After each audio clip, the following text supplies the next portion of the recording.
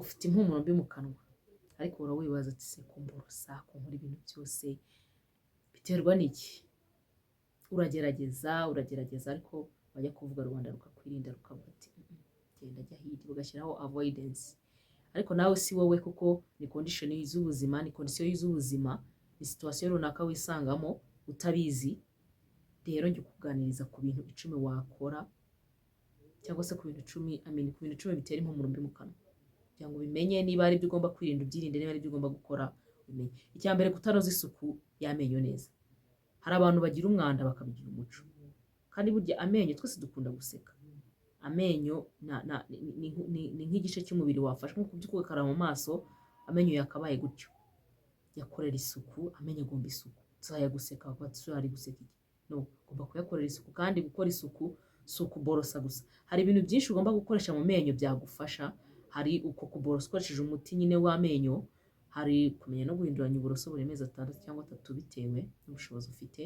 Ikindi ugakoresha n'izindi ntuza ziri extra, harimo amakara. Rimwe na rimwe harimo mu kwezi ugashaka ukuntu ukora nka general hygiene y'amenyo, ugakoresha amakara mu menyo, ifu y'amakara ukayiborosesha mu menyo, nabyo birafasha cyane. Iyo mpumuro mbi mu kanwa ivaho. Ikindi, kunywa itabi. Ya muntu unywa itabi ntabwo byabura, kuko itabi naryo ntabwo rigira oderi nziza, itabi ntabwo rihumura neza. Rero niyo mpamvu itabi umuntu urinywa ntabwo agira oderi nziza. Ariko hari n'abantu barinywa bakarinywana isuku, akaba arinywa ariko akaborosa, ukaba utanikeka kanywa n'itabi. Rero bisaba isuku, ariko nayo ni isuku ihambaye kandi isaba n'umwanya. Rero itabi naryo riri mu bitera impumuro mbi mu kanwa. Kunywa inzoga nyinshi. Hari abantu banywa inzoga ukagira ngo tomorrow does not exist, ejo ntabwo hahari, ukazinywa umeze nk'uri kwiyahura. Ariko inzoga zitera impumuro mbi mu kanwa. Amarikeri, especially amarikeri atera impumuro mbi mu kanwa, kuko harimo ama products agiye atandukanye. Rero izo product agiye usanga iyo product irimo wenda niba ari imwe cyangwa ebyiri zitera ibyo bintu byagutera nyine impumuro mbi mu kanwa. Ikindi ni ukurya ibiryo bifite impumuro mbi cyangwa impumuro ikomeye, ibitunguru, amatungurusumu n'ibindi bintu byatuma nyine utagira oderi nziza mu kanwa. Ibyo nabyo ni ibintu bituma utamera neza nyine, utagira impumuro nziza mu kanwa. Ariko nanone ku rundi ruhande birafasha kugira ngo ugire agahanzi wanuka tungurusumu mu kanwa, by the way. So ikindi ni ukutanywa amazi ahagije. Hari ukuntu utanywa amazi ariko amazi yarafasha, arafasha. Hari ukuntu utanywa amazi ahagije, waba uri no kuyanywa ntuyanywa ahagije. Si menshi cyane nk'uko nabivuze mu biganiro byashize, kuko amazi menshi cyane nayo ari mabi. Ariko ugerageze unywa amazi. Niba ubyutse utaragira ikintu ufata, ugerageze unywa amazi makeya aringaniye basi, kugira ngo n'umubiri wawe uze kugira icyo uri gusavayivingiraho. Ikindi ni ukuba urwaye indwara z'amenyo cyangwa z'akanwa. Hari ibyo bita halitosis, ukuntu ugira ubu nyine impumuro mbi mu kanwa. Rimwe na rimwe ushobora guterwa n'iryinyo ryapfukutse utabizi. Rimwe na rimwe ushobora guterwa n'iyo halitosis, impumuro mbi mu kanwa iza organic, bitewe n'ibintu byinshi bigiye bitandukanye. Ariko ni ibintu byakemuka nanone.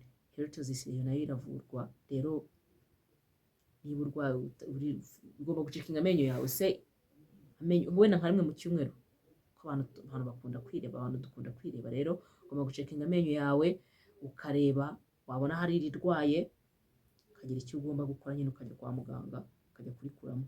Hari indwara zindi ziba ziri mu mubiri zitandukanye, nk'umwijima, igifu n'amadiyabete. Ibyo nabyo bitera impumuro mbi mu kanwa, bikaza wenda utabizi, ukaba utabizi ko bifite. Ariko nayo ni ikimenyetso cyakwereka ko ufite ikibazo mu nda, nyine kugira impumuro mbi mu kanwa. Ikindi, kunywa ikawa nyinshi cyangwa icyayi cyinshi bigabanya ubuhehere mu kanwa. Rero wakuma mu kanwa bigatuma unuka mu kanwa.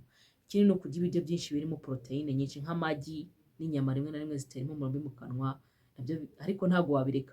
Ahubwo wowe birye, nimara kubirya uzi icyo gukora, kora isuku, ugenda wiborose. Ikindi ni imiti imwe n'imwe. Hari imiti tunywa ikaba yadutera ibyo bibazo, ikazana impumuro zidasanzwe mu kanwa. Rero biba byiza ubaye aware ya effect z'imiti uri gufata. Rero burya iyo ugira impumuro mbi mu kanwa, by'umwihariko nk'umujene se, ni danje. Ariko ibi byose ntibibitera. Niba harimo icyo uzi nawe ukora cyangwa ikikuriho, ugomba kukirinda. Ariko ikindi, isuku y'amenyo igomba kuba isuku iri proper, atari isuku upfuye gukora gutyo gusa. Igomba kuba ari isuku witondeye, witayeho, atari ibintu nyine uri gupfa gukora simply ngo ndi kubikora ngo ndi kurangiza umuhango. No, for example njyewe ngenza yambabwira mbaho urugero kuri jyewe ko nanjye nkunda isuku y'amenyo kuko ndabizi nkunda guseka cyane kandi ndabizi ko amenyo ajyana.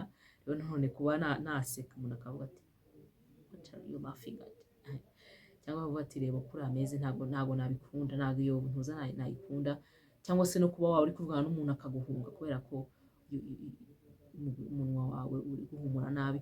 Kandi none ku bantu batanga akato ku bantu bameze gutyo, iyo ni situation y'ubuzima, uyu munsi yamubaho ejo yakubaho, warwara ukanywa imiti ikabigutera. Rero si byiza wijudginga umuntu. Rero isuku y'amenyo y'akanwa ni nziza, kuborosa. Nanjye kubaho urugero, I was going to tell you about me, ngenda borosa bisanzwe, nkoresha korogati bisanzwe, ariko rimwe mu cyumweru mfata ifu y'amakara nkaborosesha mu kanwa kanjye, kuko ifu y'amakara igabanya iyo mpumuro mbi mu kanwa, iragenda, cyangwa se n'amakara muri rusange. So nyakoresha nyine mu isuku as nka extra tip nkoresha, kuko hari ubwoko bw'amantuza dukoresha, bw'amakorogati dukoresha nanone akaba yadutera n'ibindi bibazo bitandukanye, ariko I prefer ko nkoresha korogate ndetse korogate hakoresha n'ayo makara, biramfasha cyane. Rero bituma ikindi ugomba kumanaginga nyine ibintu urya, ariko niba umaze no kurya akora isuku, iborose birangire, ntataba ari ibintu bigendana ahantu hose. No, ugomba kugerageza wowe ufite iyo mpumuro mbi ibyo bintu ukanabyirinda, kandi ukanamenya n'ibibitera. Ejo uzasomana batazagusomana bakavuga ati what the heck is going on, am I kissing something? Rero bimenye, ube aware, kuko umunwa at the end of the day ni part of the body ikundwa, kandi buri iyo havamo odeur itari nziza birabangama cyane. Kandi I feel the pain y'abantu bagira iyo ntuza iyo nyine icyo kibazo. I feel the pain, insecurities ndazumva nazo, ariko byakemuka n'ibyanga ujye kwa muganga. Ariko hari andi ma chemicals muganga atanga, abadokita b'abadentist batanga, cyangwa se n'abandi bantu b'inzobere mu byo mu kanwa baguhereza. Ushobora kubikoresha mu gihe cy'ukwezi, ariko biba yatanze impinduka.